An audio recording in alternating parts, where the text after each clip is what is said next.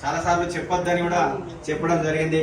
ఇల్లు కూలిపోయిన వారికి మా కన్నాల ఊళ్ళోనే ఇల్లు కూలిపోతే ఇవ్వడం, ఆ ఇల్లు తక్షణం నా ఇంట్లోకి తీసుకువెళ్ళి తక్షణ సాయం చేసినటువంటి అక్షర గ్రూప్స్ కేకే క్యాపిటల్స్ అధినేత, దుబాయ్లో కూడా వ్యాపారం అంటే తనను చూసి యువత ఇన్స్పైర్ కావాలి.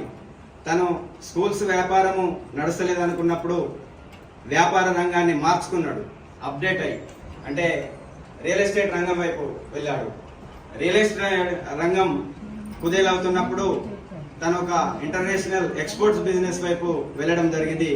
అప్పుడే వైజాగ్లో కూడా తన ఆఫీసును ప్రారంభించినటువంటి కేకే క్యాపిటల్స్ అధినేత, యువతకు ఇన్స్పిరేషన్ కోట కుమార్ గారు.